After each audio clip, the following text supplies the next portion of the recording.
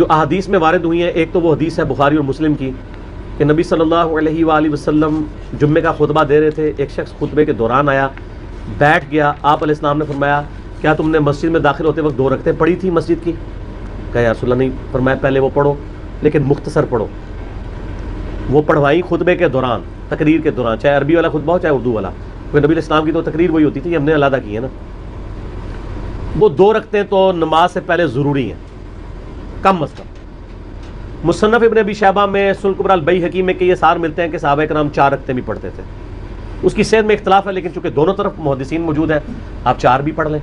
اور بخاری اور مسلم میں ایک وہ حدیث ہے دونوں میں کہ آپ علیہ السلام نے فرمایا کہ جو شخص سب سے پہلے جمعے کی نماز کے لیے آتا ہے اسے اونٹ نہر کرنے کا ثواب ملتا ہے، جو اس کے بعد دوسری گھڑی میں آتا ہے اسے گائے ذبح کرنے کا ثواب، جو اس کے بعد آتا ہے اسے بھیڑ بکری، جو اس کے بعد آتا ہے اسے جو ہے وہ مرغی ذبح کرنے کا ثواب، اور جو اس کے بعد آتا ہے اسے انڈا صدقہ کرنے کا ثواب. اور جو اس کے بعد آتا ہے فرشتے رجسٹر بند کر دیتے ہیں جب خطیب ممبر پہ چڑھ جاتا ہے اور وہ بھی اس کی تقریر سنتے ہیں. پھر عام جمعے کا ثواب ہے. اس میں آگے الفاظ ہے کہ جو جتنا جلدی آتا ہے اس کے بعد جو اللہ توفیق دے تم نماز پڑھو. تو جمعے سے پہلے آپ 100 رکعتیں بھی پڑھ سکتے ہیں جب تک خطیب ممبر پہ نہیں چڑھا ہوا. جب خطیب ممبر پہ چڑھ جائے تو بخاری مسلم کے الفاظ ہے پھر 2 سے زیادہ نہیں پڑھنی. اس سے پہلے ہے تو جتنی پڑھے. تو جمعے سے پہلے جتنی آپ کو اللہ توفیق دے، اشراق کے وقت سے لے کے آپ پڑھتے رہے.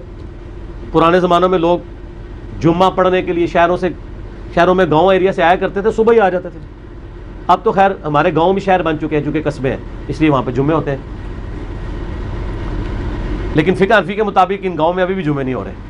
انہوں نے مجبوراً شروع کروایا کیونکہ جب اہل حدیثوں نے جمعے شروع کرائے تو لوگ اہل حدیثوں کی مسجدوں میں جانا شروع ہو گئے. انہوں نے کہا ہمارا تو ٹھیک ہی پھر خالی ہو جائے گا. انہوں نے زبردستی جمعے شروع کروا دیے، ورنہ حنفی جمعے پڑھنے کے لیے شہروں میں آتے تھے. آج حنفی جو جمعے پڑھ رہے ہیں فقہ حنفی کے حساب سے ان کے جمعے کوئی نہیں ہو رہے، ان کو زور ہی پڑھنی چاہیے وہاں پہ. ہاں قرآن و حدیث کے مطابق ہو رہا ہے. صحیح بخاری میں امام بخاری نے رد کیا ہے کہ نبی علیہ السلام کے مبارک زمانے میں بھی گاؤں کے اندر جمعہ الاؤ تھا. یہ پریفریبل ہے کہ آپ آئیں. ہمارے تو آج کل گاؤں قصبے بن چکے ہیں کیونکہ کاروبار زندگی ہے وہاں پہ.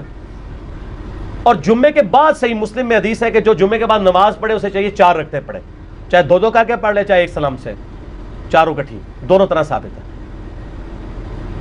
جو جمعے کی بعد والی رکھتے ہیں وہ 4 رکھتے ہیں،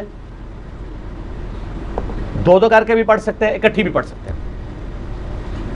بعض احادیث میں آتا ہے کہ نبی علیہ السلام 2 پڑھتے تھے اور گھر جا کے پڑھتے تو 4 پڑھتے تھے. 4 ہی ہیں کیونکہ حکمی حدیث مسلم کی آ گئی نا 4 پڑھو. تو نبی علیہ السلام 2 گھر پڑھتے ہوں گے، 2 ادھر پڑھ لیتے ہوں گے، اس میں تو کوئی مسئلہ نہیں ہے، آپ پڑھ سکتے ہیں. گھر جا کے بے شک پڑھیں. 4 رکھتے ہیں تو ٹوٹل پھر 6 سنتیں بنی کم از کم، 2 پہلے 4 بعد میں. اور زیادہ سے زیادہ آپ بے شمار پڑھیں. بعد والی بار 4 ہے. اور عام دنوں میں بھی آپ دیکھیں ظہر کے بھی ساتھ آپ کی 6 سنتیں ہیں جو موقع ہیں، 4 پہلے 2 بعد میں. اور بخاری مسلم کی حدیث ہے جو فرض کے علاوہ 12 رکعتیں پڑھے گا اللہ تعالیٰ جنت میں اس کے لیے محل بنائے گا. تو یہ 12 رکعتیں جمعے والے دن بھی پوری ہو جاتی ہیں اگر آپ جمعے کے ساتھ 6 رکعتیں پڑھ لیں، 2 پہلے 4 بعد میں، اور زیادہ پڑھیں تو اور بہتر ہے. تو جمعے کی رکعتیں ٹوٹل پھر کتنی ہوئی؟